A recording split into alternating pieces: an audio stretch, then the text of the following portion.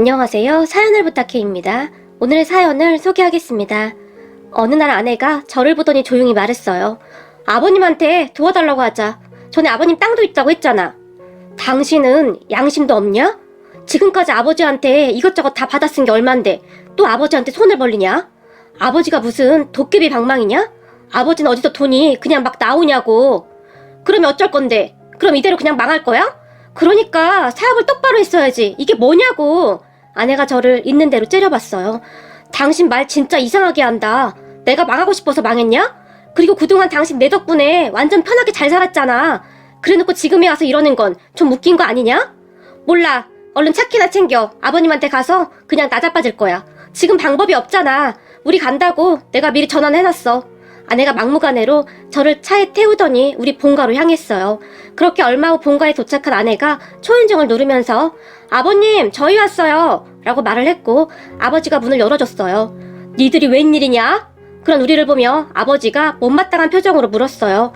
아버님 오랜만에 왔는데 그렇게 말씀하시면 저희가 섭섭해요. 얼굴에 철판이라도 깔은 것인지 말하던 아내가 막무가내로 집 안으로 들어갔어요. 그리고 그런 아내를 못마땅한 표정으로 바라보던 아버지가 무슨 일이냐고 우리를 노려봤는데요. 아버님 잘 아시면서 왜 자꾸 물어보세요? 지금 이 사람 사업 망하게 생겼어요. 한 번만 도와주세요. 저희 이대로 길바닥에 앉을 순 없잖아요? 집 안으로 들어서자마자 아내가 아버지에게 우는 소리를 했어요. 아니 그걸 나보고 어쩌란 말이냐? 망했으면 그냥 망한 거지. 내가 돈이 어딨다고 여기 와서 그래. 아버님 귀한 아들이 지금 사업 망해서 큰일 났는데 어떻게 그런 말씀을 하실 수가 있어요? 넌 참 얼굴도 두껍구나. 지금껏 한 번을 안 찾아오더니 먹고 살기 힘드니까 찾아와서 나보고 다짜고짜 돈 내놓으라고? 내가 살다 너처럼 얼굴 두꺼운 인간은 처음이다. 너는 얼굴에 무슨 철판 깔았냐? 그동안 맺힌 게 많았던 아버지가 참지 않고 아내에게 쓴소리를 했어요. 아버님 며느리한테 어떻게 그렇게 천박한 말을 하실 수가 있어요? 그리고 사업 말아먹은 건 제가 아니라 아버님 아들이에요. 그런데 왜 저한테 화를 내시는 거예요? 마치 아버지와의 기싸움에서 절대 밀리지 않겠다는 표정으로 아내가 아버지에게 따졌지만 그러니까 니들이 싹 다 말아먹고 왜 나한테 그러냐고. 난 모르는 일이다. 그리고 니들이 여기 오랜만에 와서 잘 모르나 본데 나도 요즘 먹고 살기 힘들다. 내 친구한테 사기당해서 있는 땅 몽땅 날려먹었어. 그래서 지금 사는 게 아닌데 왜 니들까지 와서 이 지랄이냔 말이야. 아버님 잠깐만요. 지금 그게 무슨 소리예요? 사기를 당하다뇨. 니들 사업 안 좋다고 해서 급하게 해결하려다 보니 있던 땅까지 다 날려먹었단 말이야. 이게 다 니들 때문이야. 다른 자식들은 부모한테 용돈도 주고 그런다는데 하긴 뭐 자식 잘못 키운 내 잘못이지 내가 누굴 탓하겠냐. 말을 하던 아버지가 긴 한숨을 내쉬었어요. 아버지 어쩌다가 그렇게 되신 거예요? 그럼 그 땅 다 날린 거예요? 제가 놀라서 물었는데요. 말도 마라. 그 사기꾼놈한테 다 날렸어. 작정하고 사기친 걸 뭔 수로 당해. 그냥 친구도 아니고 평생을 알고 지내던 친구놈이 그럴 줄 누가 알았겠냐고. 그건 내 노자금이나 마찬가지였는데 이를 어쩐단 말이냐. 순간 다리에 힘이 풀리셨던지 아버지가 소파에 털썩 주저앉으셨어요. 그 아버지를 보며 제가 아버지 괜찮으세요? 라며 아버지를 살피고 있었는데요. 아유 그럼 우리 이제 어떡하냐고요. 그러니까 잘 알아보고 하셨어야죠. 어쩌면 아버지나 아들이나 그렇게 아둔할 수가 있는 거야. 아버지의 안색이 상당히 안 좋았지만 아내는 그런 아버지가 걱정조차도 되지 않는지 서있던 자리에서 발만 동동 굴러댈 뿐이었어요. 그리고 그런 아내의 모습에 정말 모든 정이 떨어져 버렸는데요. 사람의 탈을 쓰고 어쩌면 그럴 수가 있는 것인지 이해할 수가 없었어요. 그런 아내의 모습을 보며 아버지가 기가 막히다는 표정으로 한숨만 쉬고 계셨는데 잠시 후에 초인종이 울렸고 제가 문을 열었는데요. 형님 쌀 떨어졌다고 해서 우리 집사람 몰래 조금 퍼왔어. 반찬도 좀 가지고 오려고 했는데 집사람 눈치가 보여서 가지고 올 수가 있어야죠. 우선 이 쌀로 며칠 버텨보세요. 제가 집사람 외출했을 때 이것저것 더 챙겨올게요. 작은아버지가 까만 비닐봉투에 담아온 쌀을 아버지에게 건넸어요. 아니 뭐야 집에 쌀도 없는 거예요? 그런 작은아버지를 보며 아내가 기겁을 한 채 물었고 이것들아 어른을 보면 먼저 인사를 해야 하는 거 아니냐? 니들 아버지는 지금 돈이 없어서 밥도 굶고 있는 판국에 이제야 찾아와서 말하는 꼬라지가 아주 가관도 아니구나. 작은아버지가 아내와 저를 노려보며 소리쳤어요. 아니 그게 무슨 말이에요? 굶으셨다니요. 제가 놀라서 물었고 그래 이놈아 내가 안 들여다봤으면 네 아버지 지금쯤 어떻게 됐을지 몰라. 자식이란 놈이 지 아버지가 어떻게 살고 있는지도 모르고 있고 정신 차려 이놈아. 작은 아버지가 다시 큰 소리를 치셨어요. 그리고 작은 아버지의 말을 듣던 아내가 뭐야, 그럼 우리 다 망한 거예요? 우리 이제 어떡해요? 당신이 책임져. 어떻게 할 거냐고. 난 이렇게 구질구질하게 못 살아. 아내가 다시 펄쩍펄쩍 뛰면서 발까지 동동 구르기 시작했어요. 그러다가는 곧 밖으로 나가버렸고 제가 아버지에게 아버지, 제가 사업 정리되면 빨리 다시 내려올게요. 조금만 기다리세요. 어차피 사업은 이미 망했고 정리되면 내려와서 막노동이라도 해서 제가 아버지 먹여 살릴게요. 라며 제 주머니에 있던 5만원짜리 지폐 한 장을 아버지 손에 쥐어드렸어요. 그렇게 아버지 집을 나서는데 제 눈에서 갑자기 눈물이 뚝뚝 흘러내렸어요. 결국 저 때문에 아버지까지 그리 됐다는 생각에 제 자신이 너무나 한심하게만 느껴졌거든요. 그렇게 결국 사업을 정리하고 저는 아는 지인 공장에 가서 일을 해야만 했는데 정말 적은 월급으로 생활을 해야 했기에 힘이 들 수밖에 없었어요. 거기다 아버지 생활비까지 보태야 했으니 더욱 돈에 쪼들릴 수밖에 없었고 제 사업이 망한 후 아내의 짜증과 신경질이 계속 반복되었는데 제가 참을 수 있는 수준의 바가지가 아니었어요. 난 이딴 거 못 먹어. 나보고 지금 이걸 먹으라는 거야? 그럼 당신이 재료를 사서 음식을 좀 만들어봐.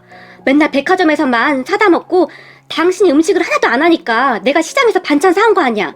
지금 상황에서 방법이 없잖아. 솔직히 지금까지 당신 편하게 살아왔는데 이제부터 그 정도는 좀 해야 하는 거 아니냐? 참다 저도 결국 아내에게 한 소리를 했고 돈도 없는데 뭘로 사라는 거야? 아내가 물었어요. 당신 말대로 돈도 없는데 백화점만 다니지 말고 시장 같은 데 가서 사라고. 무슨 백화점 귀신 씌인 것도 아니고 왜 꼭 백화점에서만 가서 사려고 해? 뭐? 시장? 당신 미쳤어? 난 시장 음식 절대 못 먹어. 나 이대로 못 살아. 라며 아내가 집을 뛰쳐나가 버렸어요.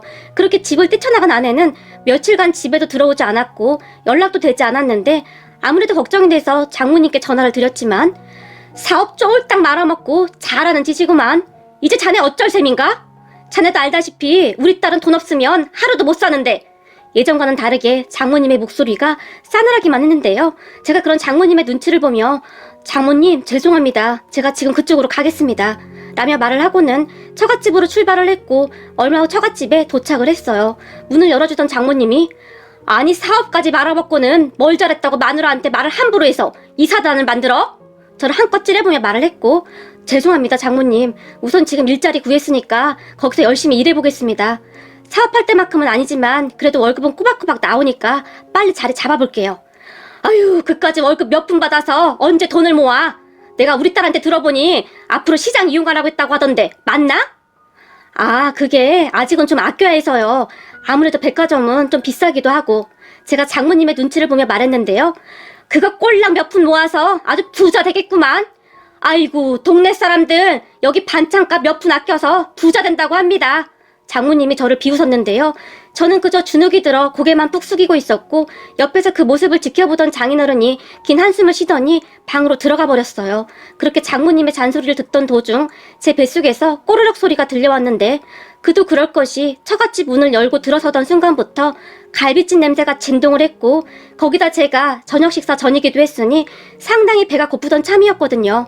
자네 이제는 밥도 굶고 다니나? 제 뱃속에서 계속 꼬르륵 소리가 나자 장모님이 물었고 아 예 아직 식사 전입니다. 저기 죄송한데 밥 한 그릇만 먹을 수 있을까요? 그리고 집사람은 어디 갔나요?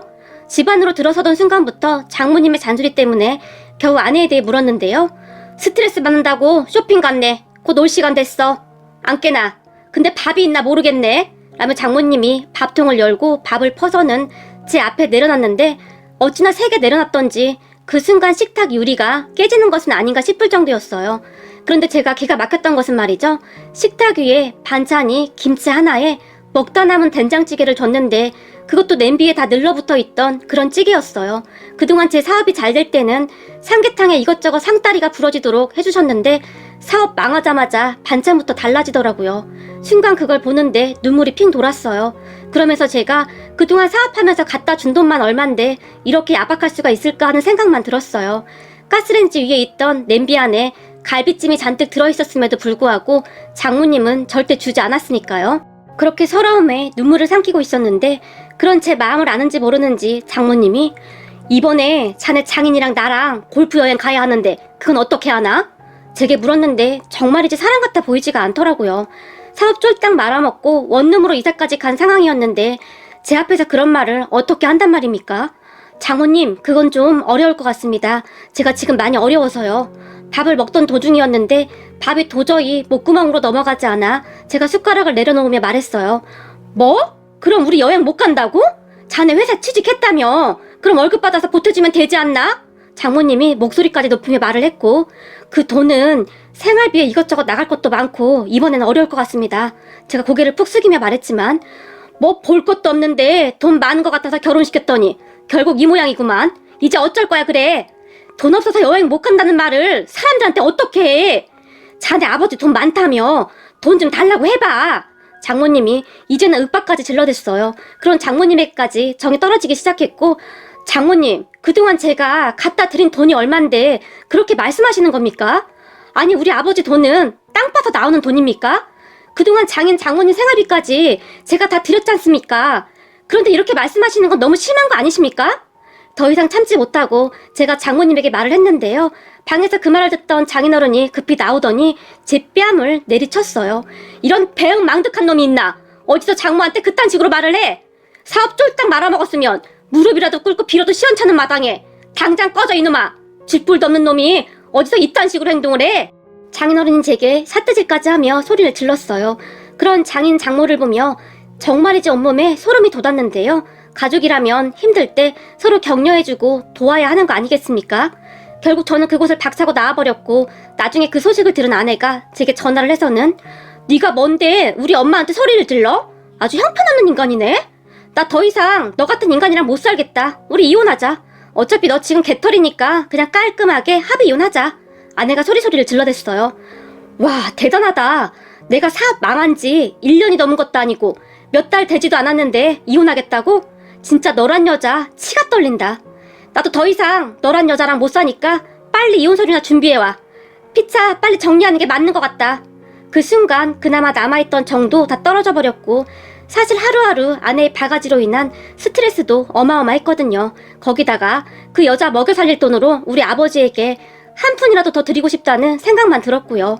그렇게 얼마 후 아내가 아주 의기양양한 표정으로 찾아왔고, 우리는 정말 초고속으로 이혼을 했어요.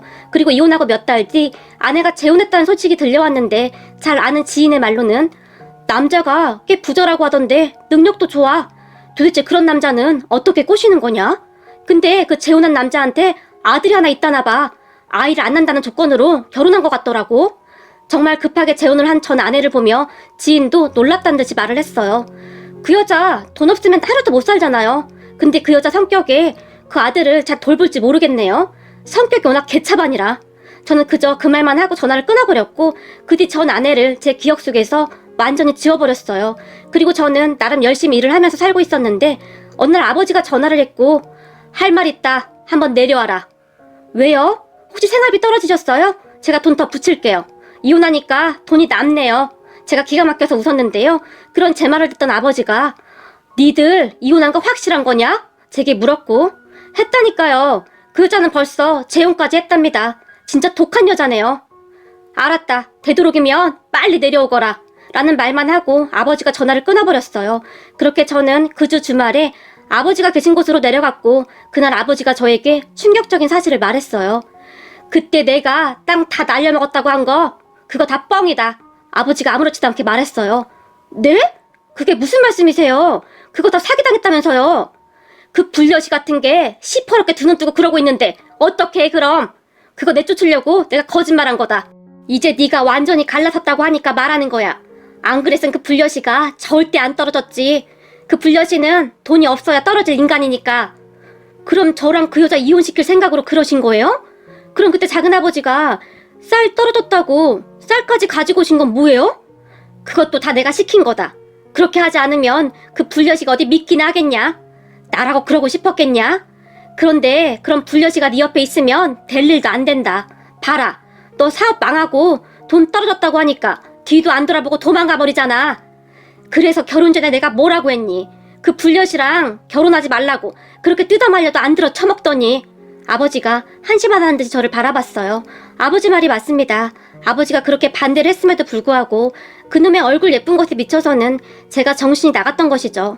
전 아내는 홀로 계신 아버지를 잘 찾아뵙지도 않았어요. 그러면서 처갓집에는 수시로 들락날락했는데 어느 날은 제가 여보, 아버지 혼자 계신데 이번 주 주말에 내려갔다 오면 안 될까? 라고 묻기라도 하면 싫어. 그 집 냄새 난단 말이야. 가면 난 밥도 잘 못 먹는데 싫단 말이야. 라며 대놓고 싫은 기색을 보였어요. 그러면서 돈이 필요할 때는 아버지께 다 받았었고 말이죠. 제가 누굴 탓하겠습니까? 그동안 정신이 나갔던 제 잘못이죠. 그런 아버지의 말에 제가 고개를 푹 숙였는데요. 그렇다고 그렇게 죽상을 쓸 건 또 뭐냐? 전화위복이라고 생각하거라. 앞으로 사람을 만날 때는 얼굴을 볼 게 아니라 인성을 보란 말이다. 그리고 이건 내가 가지고 있던 땅을 조금 팔았다. 이 정도면 작게라도 다시 사업 시작할 수 있을 게야. 너무 욕심 부리지 말고 작게 시작해서 다시 한번 일어서봐. 라며 아버지가 제게 통장을 건넸어요. 그 통장 안에는 꽤 큰 금액의 돈이 들어있었지만 저는 차마 그 돈을 쓸 수가 없었어요. 못난 자식 때문에 아버지가 무슨 잘못이란 말입니까? 그렇게 저는 아버지가 주신 통장을 몇 날 며칠 동안 그저 바라보고만 있었어요. 그러다가 문득 작은아버지가 생각났고 다음날 작은아버지를 찾아갔어요. 네가 웬일이냐? 이혼했다며? 잘했다. 그런 인간 같지도 않은 인간이랑은 벌써 갈라섰어야 해. 작은아버지도 한숨까지 쉬며 말을 했어요. 작은아버지, 제가 곰곰이 생각을 해봤는데요. 작은아버지 농작물을 트럭에다 싣고 다니면서 제가 팔았으면 해요. 제가 팔만한 장소는 물색해놨어요. 그러니까 작은아버지가 좀 도와주세요. 사실 아버지가 사업하라고 돈을 좀 주셨는데 도저히 그 돈을 쓸 수가 없어요.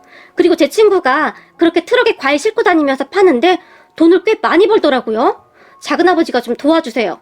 작은아버지가 도매 시장에 납품하는 것들이 품질 좋다고 소문났다면서요?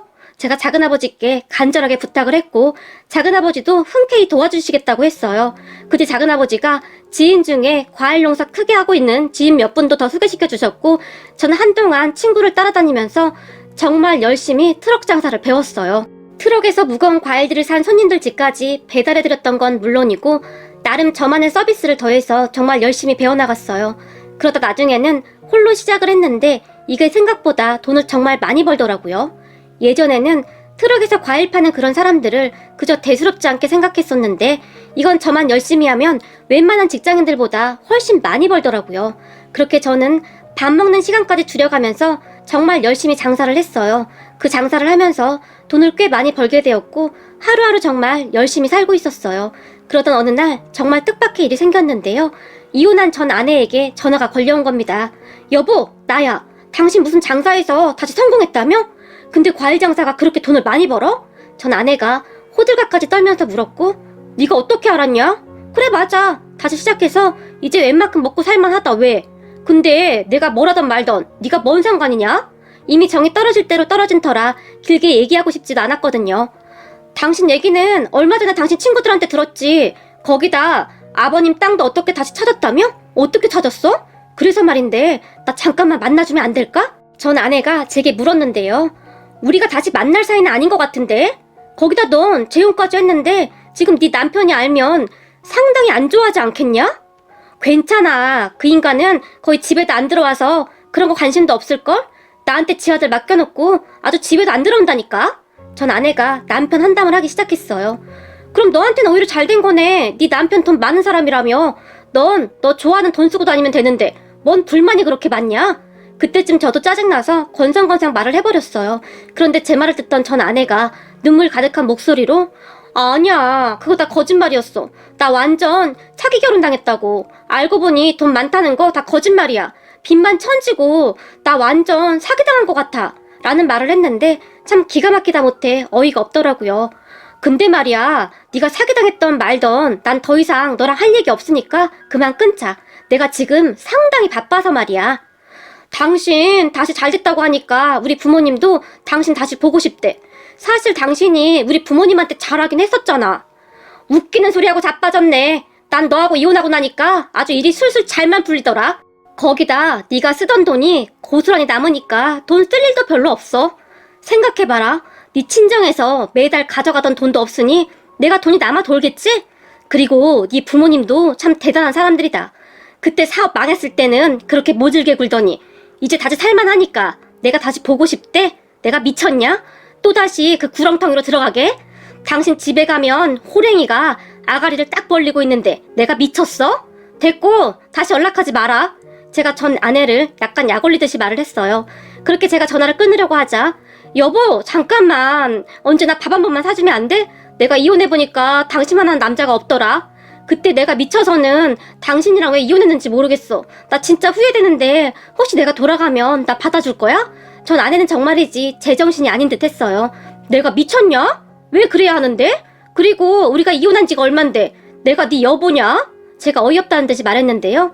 당신 나 많이 사랑했잖아. 나 좋아서 엄청 쫓아다녔던 것도 당신이잖아. 그때야 내가 정신이 약간 나갔던 거고 이제는 정신 차렸거든? 네 그 얼굴만 보고 있어도 치가 떨리니까 그러니까 다시는 전화하지 마라. 그리고 내가 혹시나 해서 하는 말인데 나 지금 진지하게 만나는 사람이 있으니까 이상한 생각은 하지도 말고 라며 제가 흥분한 채 말을 했는데요. 뭐야 당신한테는 항상 나밖에 없었는데 그새 누가 생긴 거야? 근데 지금은 그냥 사귀고 있는 거잖아? 아직 결혼 안 한 거잖아. 전 아내가 물었지만 대꾸할 가치도 없었기에 그냥 전화를 확 끊어버렸어요. 그렇게 또다시 한 일주일 정도가 지난 것 같았는데 결혼을 약속한 사람에게 전화가 걸려왔어요. 자기야 내가 집에 들어갔는데 어떤 여자가 자기 집에서 음식하고 있는데 누구냐고 물었더니 자기 아내라고 하던데 이게 무슨 말이야? 라는 충격적인 말을 하기 시작했고 그 사람의 말에 깜짝 놀라서 급히 집으로 갔는데요. 저는 그곳에서 충격적인 장면을 보고 말았답니다. 세상에나 전 아내가 말이죠. 제 원룸 지방에서 음식을 하고 있었는데 그 작은 식탁에 무슨 잔치상을 차려놨더라고요. 사실 사업이 망한 뒤로 작은 원룸으로 이사를 왔었고 전 아내와 거기서 한 몇 달 정도 살았었거든요. 그리고 그 뒤 전 아내와 이혼한 뒤 집을 따로 옮기진 않았어요. 혼자 살기에 원룸이 적당했고 결혼을 하게 되면 옮겨야지 그러고 있었거든요. 그렇게 집안에 들어선 저를 보던 전 아내가 여보 아직도 날 그리워하고 있었던 거야? 비밀번호도 그대로더라. 내가 당신한테 주려고 음식 해놨어. 얼른 와서 앉아. 라며 아무렇지도 않게 말을 했어요. 그 모습을 보며 놀랍다기보다 등골이 오싹할 정도였는데요. 너 지금 여기서 뭐 하는 거냐? 제정신이야? 제가 놀라서 소리를 질렀고 저와 결혼할 사람이 제 옆에서 그 모습을 놀라운 표정으로 지켜보고 있었어요. 그런데 전 아내가 여보 난 당신이 결혼한다고 해서 얼마나 예쁜 여자랑 결혼하나 했는데 얼굴이 저게 뭐냐? 나 깜짝 놀랐잖아. 전혀 당신 취향이 아닌데? 복잡하게 그럴 거 뭐가 있어. 우리 둘이 다시 합치면 되는데. 전 아내가 계속 입을 나불거렸어요. 너 내가 딱 1분 줄게. 짐 챙겨서 지금 당장 나가라. 안 그러면 나도 가만 안 있을 거니까. 전 아내의 행동을 더 이상 지켜만 볼 수가 없었기에 제가 단호한 목소리로 말했어요. 왜 그래? 당신도 여전히 나 그리워하고 있잖아. 그리고 사실 우리 사는 동안 큰 문제도 없었잖아. 전 아내가 접시에 음식을 담아서 식탁에 올려두면서 다시 아무렇지도 않게 말을 했고 저는 그때 문득 깨달았어요. 이대로 두면 절대 안 되겠구나 하고 말이죠. 그렇게 저는 조용히 주머니에 있던 휴대폰을 꺼내서 경찰서에 전화를 해서는 여기 어디인데요? 지금 저희 집에 어떤 사람이 무단으로 침입해서 신고드립니다. 제가 경찰서에 신고를 해버렸어요. 하지만 그런 제 모습을 보면서도 당신이 퍽이나 신고하겠다. 당신 지금 전화기만 들고 혼자 얘기하고 있는 거지? 내가 당신 성격 몰라서 그래? 당신 절대 독한 사람 아니라 그런 짓 못해. 그러니까 저 여자 내보내고 얼른 와서 앉아. 그리고 내일은 아버님 뵈러 가자. 전 아내는 제 말을 귀뚱으로도 듣지 않았고 잠시 후에 정말 경찰이 집으로 출동했고 그제서야 놀란 전 아내가 뭐야 당신 진짜 신고한 거야? 놀라서 물었지만 내가 나가라고 했잖아. 너 이 정도면 완전히 미친 거야. 그나저나 너 지금 남편이랑 이혼은 하고 이러고 있는 거냐? 제가 전 아내에게 물었고 당신이 받아만 주면 곧 할 생각이야. 전 아내가 아무렇지도 않게 대답했어요. 정말이지 이 정도면 정신이 나간 여자 아닙니까? 결국 전 아내는 경찰에 끌려갔고 우리는 그 여자가 만든 음식을 싹 다 버려버렸어요. 정말 끔찍했거든요. 그리고 결혼할 그 사람에게 정말 미안해. 내가 당신하고 결혼하면 이사하려고 했는데 빨리 이사하자. 정말 치가 떨린다. 라며 사과를 했고 그 사람도 많이 놀란 표정이었지만 이해한다며 저를 다독여줬어요. 그 뒤 전 아내는 한동안 조용한 듯 했는데 얼마 뒤 또다시 놀라운 일이 일어났어요. 전 아내가 이번에는 우리 아버지에게 찾아가서 무릎까지 꿇고는 빌어댔다고 합니다. 나가라고 해도 나가지 않고 버티더랍니다. 그래서 아버지도 결국 경찰에 신고를 해버렸다는데 그제서야 혼비백산해서 도망치더랍니다. 그런 전 아내를 보며 이제는 정신까지 나간 것 같더구나. 내가 걔 얼굴만 보면 아주 소름이 끼쳐. 니들 빨리 결혼하거라. 아주 꿈에라도 나올까봐 무섭구나. 라는 말을 할 정도였어요. 그 뒤 전 아내를 다시 만난 적은 없는데 재혼한 남편하고도 이혼 소송 중이라고 하네요. 뭐가 막 복잡하다고 하는데 더 이상 듣고 싶지도 않았기에 중간에 듣다 말았어요. 그리고 저는 현재 지금의 아내와 재혼해서 잘 살고 있답니다. 지금의 아내도 재혼이었고 우리 아버지의 소개로 만나게 되었는데요. 저는 전 아내와 이혼한 뒤 트럭 장사를 하며 몇 년간 홀로 지내고 있었는데 아버지 지인분이 괜찮은 사람 있다며 저와 만나보게 하라고 했다고 했어요. 그렇게 저는 지금의 아내를 만났고 우리 둘은 아무 문제 없이 잘 만나고 있었는데 그 정신나간 전 아내가 몇 년 만에 찾아와서는 그 난리를 쳤으니 황당할 수밖에요. 우선 지금의 아내는 심성이 아주 착해요. 제가 트럭 장사라고 말했음에도 괜찮아요. 사람이 열심히만 살면 되는 거죠. 그렇다고 저도 막 잘난 것도 없는데 그게 뭐가 어때서요. 저도 앞으로 당신 따라다니면서 열심히 일해야겠네요. 라며 도시락까지 싸서는 항상 저를 따라다니면서 제 일을 도왔어요. 거기다 살림도 굉장히 잘하고 혼자 계신 아버지도 잘 챙겨줘서 어찌나 고마운지 모르겠네요.